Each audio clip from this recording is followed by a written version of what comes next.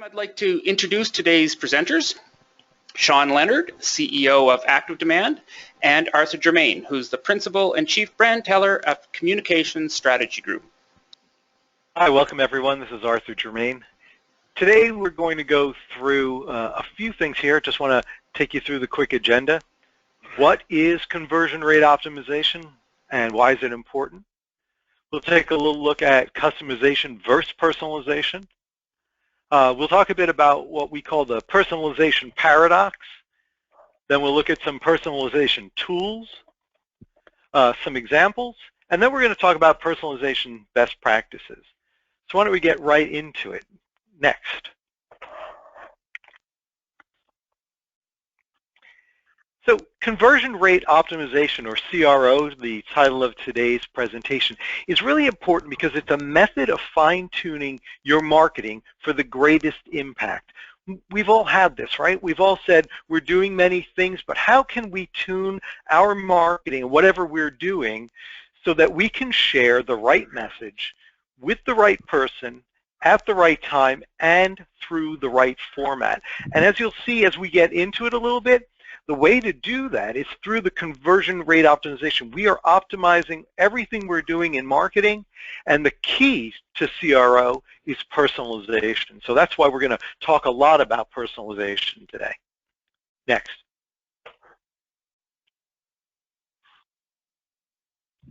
I just want to draw a difference between customization, which is when a prospect chooses between a couple of different options to kind of make an experience personalization, or personalization, where a prospect is automatically shown the personalized content that they want based on anticipated needs and wins. Think a moment about a company that is a painter. What most of us do today might be customization.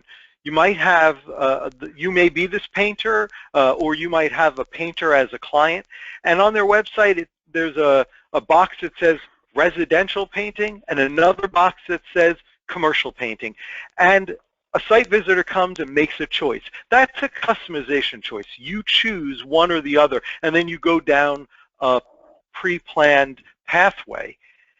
Personalization, what we're going to talk about a little bit more today, is where that choice is either made for you or for the customer, and you're trying to draw them down based on anticipated needs. Next. So why personalize? Well, in a recent poll, it was found that the #1 ranked business objective for employing personalization was to reach more prospects. Not a real surprise, right? As marketers, we want to reach more prospects. But look at the other stat here. 73% of consumers, almost 3/4 of consumers, prefer to do business with brands that use personal information to make their shopping experiences more relevant. Isn't that great? So we actually have a nice balance. Not only do we want to personalize to make to get more prospects, but our prospects want us to personalize the message as well to make their shopping experience more relevant. Next. I just want to point out it's a great research report from VentureBeat, and later on our asset page we will include a link so that you can take a look and get a copy of that report. Next.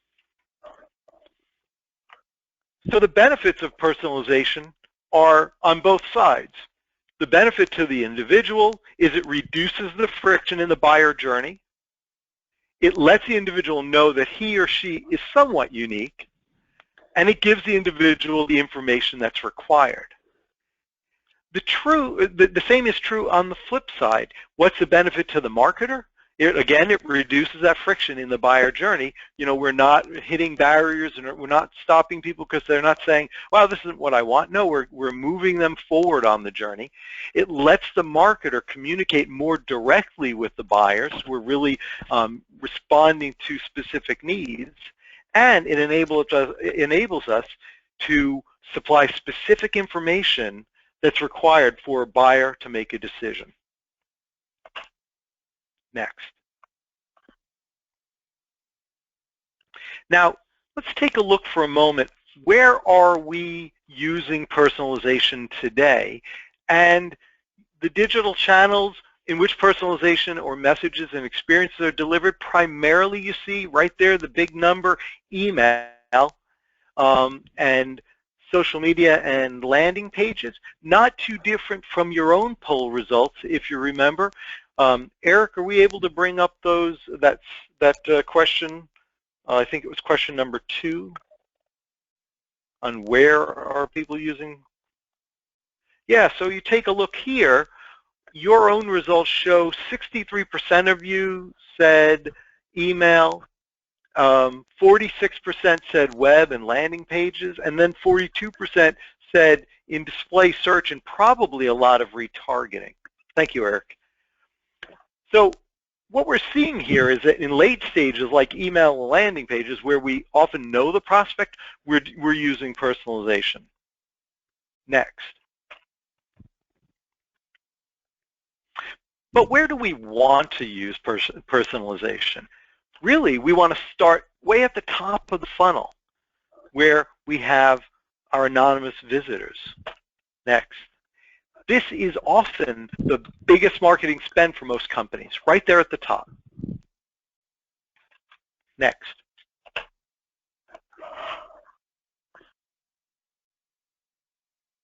So this is something that we call the Personalization Paradox, the funnel flip. So we know that personalization is primarily focused on known contacts, and this is a finite number, right? We know who we've sent email to, for example. We have a list, somebody that we've been contacting on a regular basis. We know these folks, but we often find that personalization can be more effective with the unknown or anonymous contacts, and this number can be infinite. We don't know who's come to a website. We don't know who may be responding from something they've seen in social media. So this is where we really want to flip things. This is where it helps to do as much as we can to personalize.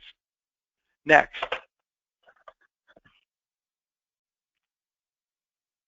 Another paradox is what we call the frequency flip.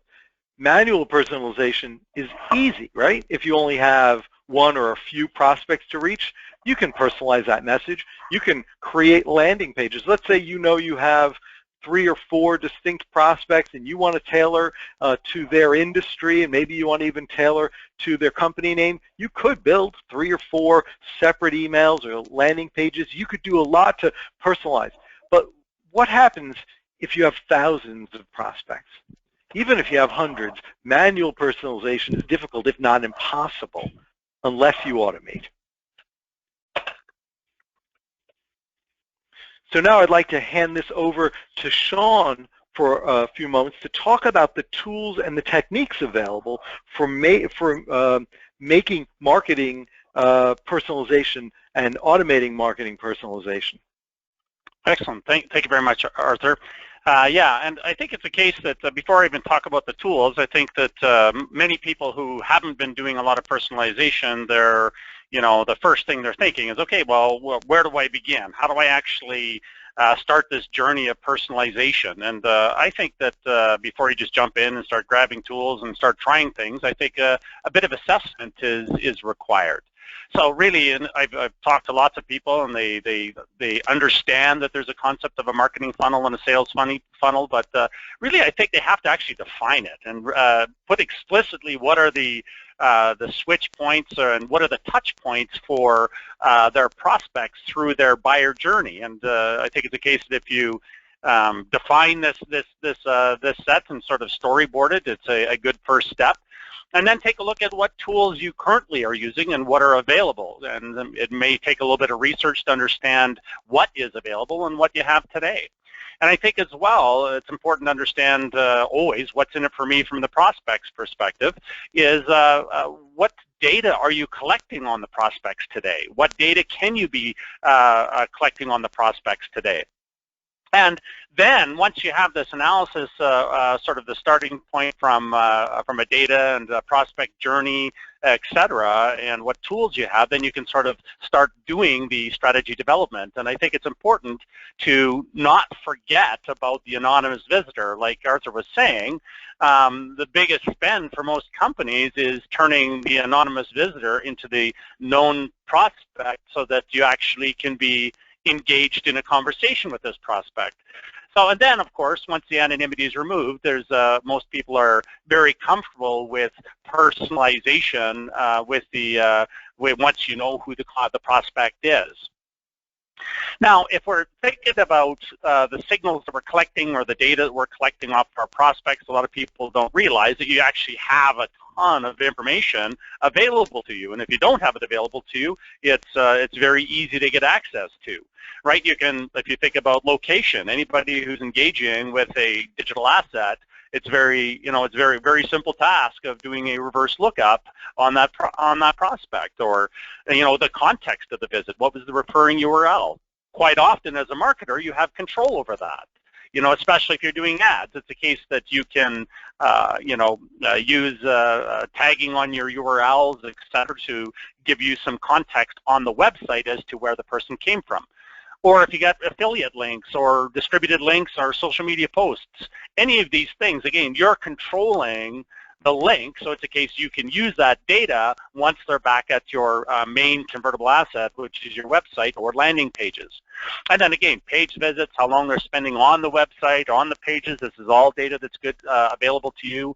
How much time they spend on the page or looking at specific articles, even what's their preference of data consumption. Some people like to watch a video, some people like to read an ebook, and they'll tell you just by, the engagement they're doing. And this is an interesting one, is what time are the people engaging, right? Each person, like I think about myself, I have a schedule. It's a case that it's a bit random at times, but, in the broad scheme of things, I know when, I'm typically engaging with my emails or web assets, etc. And your prospects are the same thing. You can see when they're actually engaging and use that data. Even how they're opening emails, what content they're clicking on the emails. Think about chat. If you've got a chat on your website, just the conversations and what pages they're looking at during the chats is all great data. Even, like I say, the social profiles or the metadata that you've collected on the company, even the response times. This is all data that's available to you today, and I think it's important to do an analysis of, is this data available to you? If it is, are you using it? Now, from a tools perspective, really clearly in the poll results, is people know the tools that they're using, and they're using, I should say, with the known visitor. So once you have the anonymity removed, it's very easy to say, Bob, this email might pertain to you. So usually, if you're really drilling down, most personalization today that's being used is just dynamic variables in emails. But it's also, you can also do this direct message campaigns with Twitter. Twitter's unlocked the 45-character limit for direct messaging, and it's a great tool to, again, leverage from a personalization perspective. Even SMS and robocalls. I know everyone gets robocalls seem like a nasty thing, but again, if both SMS and robocalls, if it's used properly, again, that's a great tool for, again, the known visitor. But again, back to what Arthur was saying, it's the anonymous visitor that we should really be thinking about, and what's available from a tools perspective for the anonymous visitor, and as well the website visitor that is known. And pop-ups are a good example of how we can leverage the data that we've collected on people and contextualize. Most people who have an experience with pop-ups have a bad experience because they haven't been used correctly. And again, it's for the lack of personalization that is really the challenge here. And call-outs, information bars, inline website, landing page content, all of these things are possible. So what I'm going to do is I'm just going to show you these tools sort of visually. And if you've been to the Active Demand website or even Arthur's website, you'll see, and he'll talk about some of the examples. But this is really to show you basically some of the tools that are available. So if you look at this our main website page, this is really not, it's just a generic sort of information page for people who are interested in marketing automation. But once we start layering some of the tools, one, for example, inline content. Here's an example of inline content right on the web page. This portion of the website is actually now dynamic, and it's we use the content.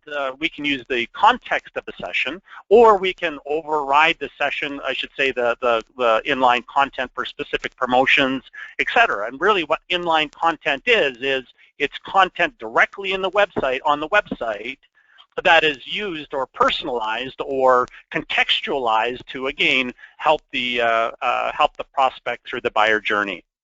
And then, of course, there's subscriber bars or information bars from the bottom. There's information bars that push down from the top. And again, these are opportunities to, again, reach out and personalize and, again, contextualize the messaging to help with the decision-making process. And then, of course, call-outs, which are like little tool tips that sort of help guide the prospect, again, through adds more information to accelerate the decision-making process.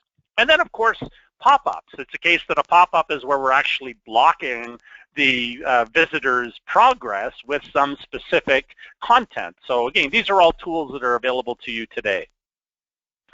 So I'm just going to switch things over now and talk about some examples. And the examples that you're going to see are ways that both Arthur's team is using personalization, and then as well as some examples of how we at Active Demand are using personalization to again sell our products and services. So with that, I'm just going to pass things over to Arthur.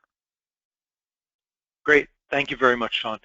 So let's take a look, and I thought I'd start with the basic example that everyone knows, a typical email. This is a newsletter under our Storyteller brand, and if you look, it says hello Arthur, right? We all can do this, but I think Sean mentioned something very important, which is I can also tailor by time of day. I can make sure that my email is being sent out at a time of day when I know my prospect is more likely to open and read the email, and that's great. So I'm not flooding their email box at some time when they're busy, they've got too much email, they're out to lunch, but I'm sending it to them at that time when they're really more likely to be opening. So you can tailor the experience to, in this case, of course, the known person. Next.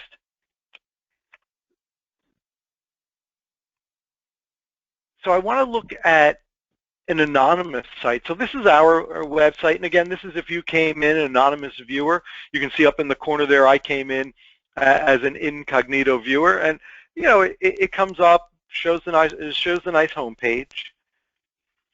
Next.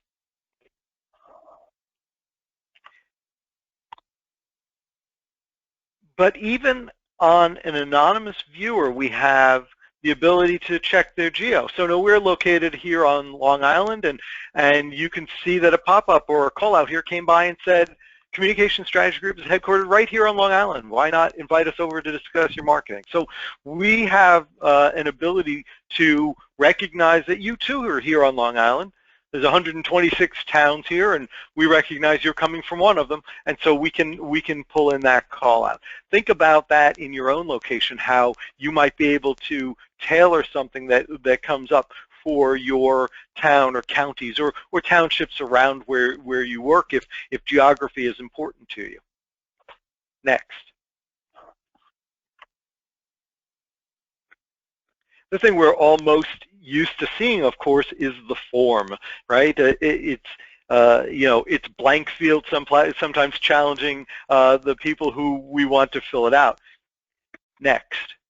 But think about it. If somebody has already been to your site, or if you already know about them, you can pre-fill the form as well. So you can make it a little bit more comfortable for them. They can see that their name and their company name and whatever you know about them has already been pre-filled in the form. In that way, you can actually begin to profile and get additional information from your site visitors, removing kind of the last vestiges of anonymity. Next. So in that last example, if you saw, Jim Smith at Smith & Company came by to see us, and look now, at the top of the page, the next time Jim Smith comes to the page, it recognizes him. It says, Jim, you know, we help companies like Smith & Company to connect. And this is dynamically allocated. So it's coming in, it's removing that anonymity right there on the page. And, you know, it goes to something that's called the cocktail effect. You know, you're at a cocktail party, you're talking to somebody, suddenly you hear somebody say your name, and it's like, you know, like a laser focus. That's all you can listen to. That person who's mentioned your name and might be talking about you. So the same thing works here when somebody comes to a website. Yeah, we see the website, but now all of a sudden your name is being used in the website. You pay a little bit more attention. You've removed that anonymity, and you've gotten a little bit more attention from them. Next. So if you remember earlier, I mentioned a painter. Here's an example of personalization. This one's based on a Google AdWords campaign, but because now we know the geo, you can see we can pick up that they're residential because they clicked on a certain ad campaign. We know the geography, so we can say Calgary. We can even begin to tailor things like the image in the background. So you know, these criteria came in because somebody clicked for home painter and not office painter. And because of that, we said, let your local professional painter. And we have messages here that are really tailored to the homeowner rather than to a building or facilities manager. I'm going to hand this back to Sean and ask Sean to provide a few more examples and kind of walk through just what's possible when you begin to slowly remove the anonymity. Okay, thanks, Arthur. Yeah, so for ourselves, it's a case that definitely, you know, we get a lot of data, and we're collecting a lot of data, and we also know where a lot of our visits are coming from. A good example for, is, you know, we have integration with Pipedrive. So it's a case that we get a lot of people who are, you know, have Pipedrive as a CRM, and they're looking for marketing automation software. So there's a page that Pipedrive has that talks about integration. So when they click on this link, it's a case that for sure we as Active Demand know that they came as a result of that link click. And with that link click, it brings it back to a page here that talks about the wonderful integration that we have with Pipedrive. But typically people aren't going to sit on this page. They're going to start browsing around the site to learn a little bit more about this Active Demand stuff that integrates with Pipedrive.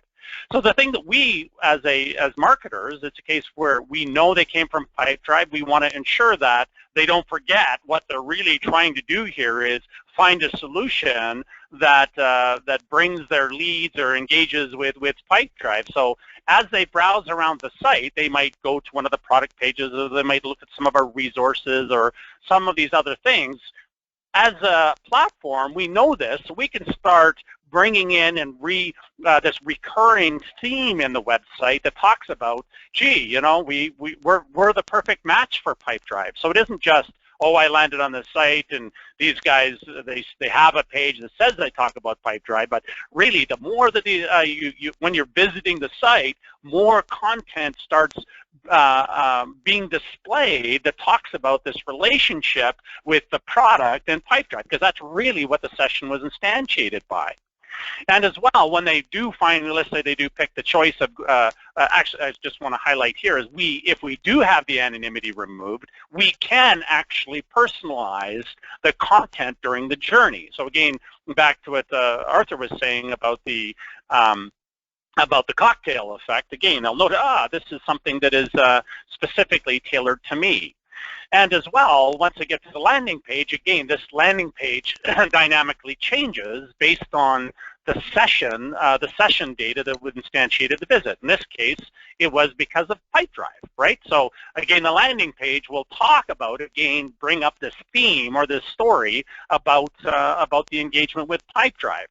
So this piece of the website is inline content, and the inline content, again, dynamically changes based on what has instantiated the visit. And if you look at the impact, it's a case that, like, we have lots of other sources that we're getting stuff to the website as well, is, you know, WordPress plugin, we get Salesforce integration, these types of things, or Zapier, things that bring people to the website. And it's a case that we dynamically change the assets based on the session that's involved. And what we actually saw, and this is huge, an 150% lift in our conversion rates once we started adding these layers of personalization and contextualizing the visits.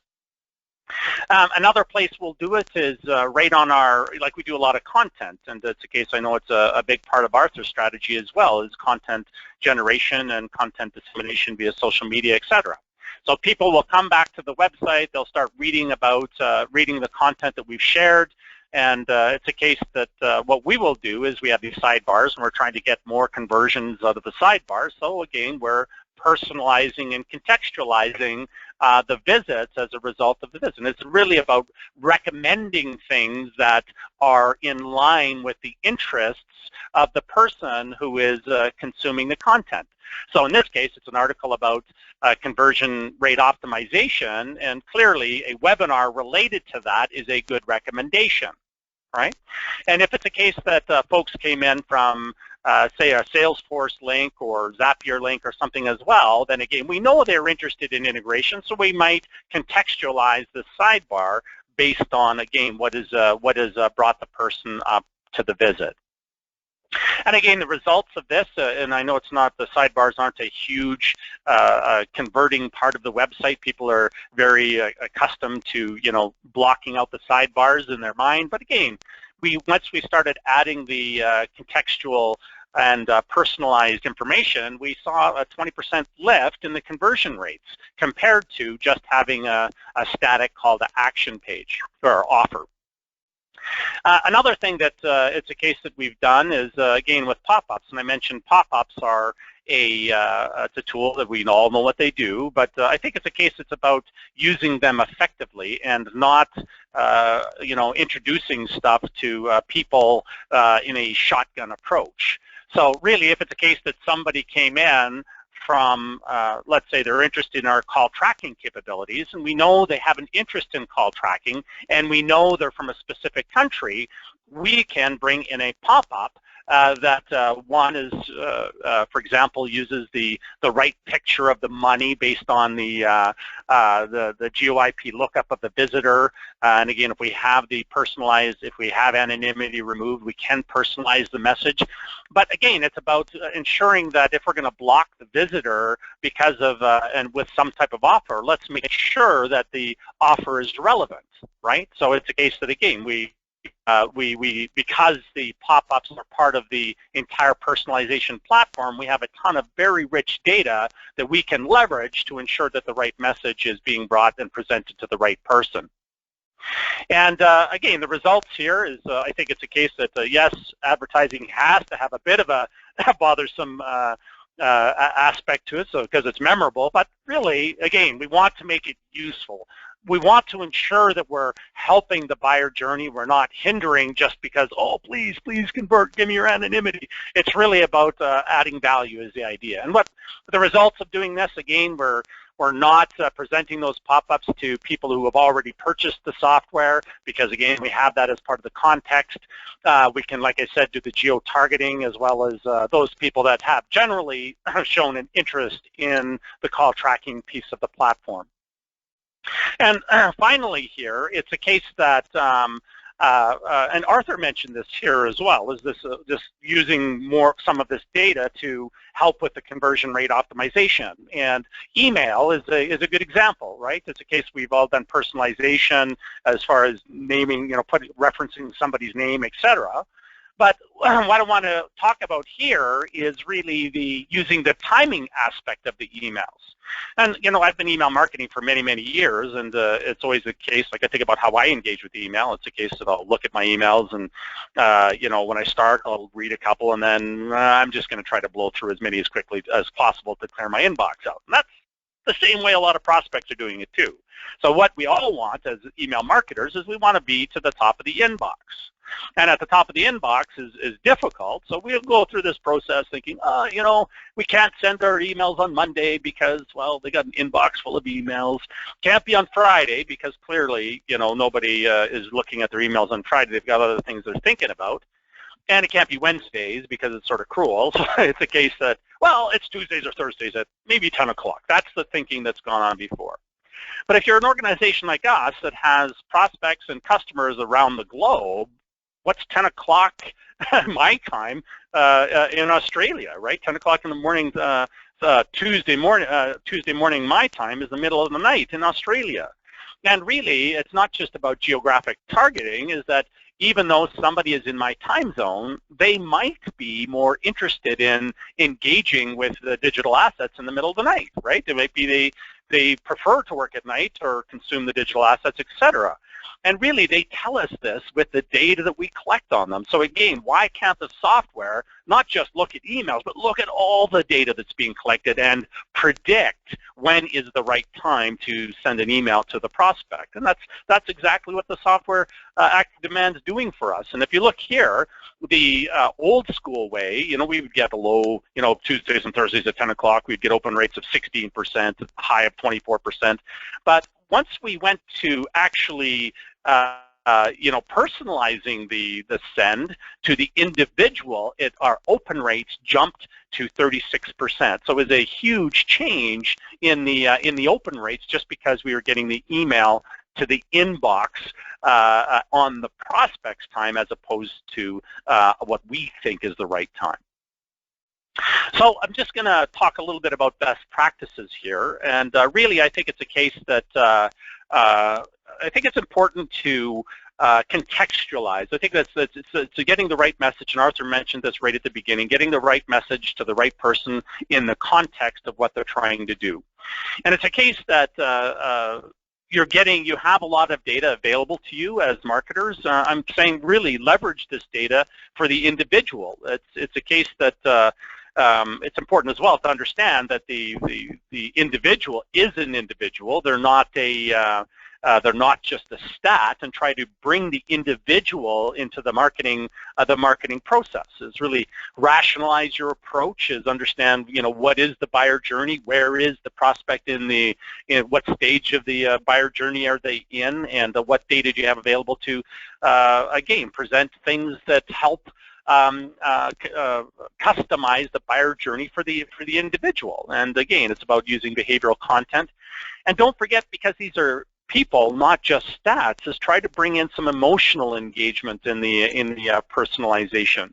Is try to get, if you can get the prospects emotionally involved and remove the robot feeling to the engagement, again, you're going to get much better lift. And as well, don't forget about the anonymous visitor. There's still lots of data available to you as tools to again engage with the anonymous visitor. It's not as obviously it's not as powerful as once the anonymity is removed. But, you know, it's a case that you can spend a bit more effort on this anonymous visitor because, again, like Arthur said, the majority of a lot of companies' marketing spend is spent on that transition from anonymity to anonymity intact to anonymity being removed. And also think about the tool set. If it's a case that you're jumping around from between 5 or 10 tools trying to solve the problem, you know, it's going to be very difficult, I think, to truly see what's going on, right? Because you're going to be doing spreadsheets and you're going to be trying to, again, pull the data from a bunch of different sources to leverage it to do the personalized journey. And if it's a case that you don't understand, it's a case get help. There's lots of people that have spent a lot of time and effort on personalization. Reach out. It's a case that there are companies like Arthur's that help folks with the journey towards personalization. And don't forget what's in it for me. Always think about the prospect. It's about delivering value. It's the same thing. I know everybody on the phone today are marketers or know about marketing. We know this. But really, what I'm trying to say here is it's not words. You have to think about what's in it for me for the prospect, not just you as the marketer. So just going to talk just a couple of slides about the technology that we, both Arthur and ourselves use. The technology is Active Demand. And Active Demand, if this is a situation that you're in as a marketer where have a lot of tools and you're juggling a lot of tools, it's going to be, again, a very painful process and very difficult for you to achieve results. And hence, Active Demand is the integrated marketing platform that has all of the tools inside one tool belt. And it's not just for convenience. It's not the case that it's nice and convenient to have a tool belt with all of these tools readily accessible. It's the fact that the tools work together to solve the problem. It's like several tools to help remove the anonymity, and then there's several tools you're using once that anonymity is gone. So it's email marketing, and I'll just talk about this. It's dynamic content, like I mentioned, automated email marketing, outstanding landing pages with dynamic content, social media dissemination tools, and the tracking. It collects the data that you need to actually do the personalization. And great dashboards and reports, and I think one of the key elements is the hottest lead ever is the phone call. And Active Demand is a call tracking platform that not only tracks the calls, where the calls came from, but it also does what we call call forensics, where it analyzes the conversation and uses what was said on the call as information that can be used by the marketer to again personalize the journey. And so just to wrap things up here, it's a case that again what we've presented is a good I think is a good argument for personalization. It's a case that as like Arthur mentioned at the beginning, is that the prospects have all mentioned in surveys that they want a personal engagement. They want less effort they want to spend less time purchasing, and they want, again, a personal relationship or a personalized experience when they're engaging not just in the store but with the digital assets. So it's a case, and then what we did is presented some of the ways that we're doing it, and also gave you some good ideas or ways to approach the personalization process. And again, like I said, there's where we showed you as well how we, both Arthur and myself, use personalization in our marketing activities. So at the end of this presentation, we're just going to open things up for Q&A here right away, but a couple of free offers is for those folks that are new to call tracking and thinking about call tracking. Anybody who signs up for call tracking on the phone today will give away a $25 credit, and that'll be available in an email after the fact. And as well, Arthur has a great ebook here, Brand Telling for Business, is also available, and again, we'll provide these links at the end of the presentation. So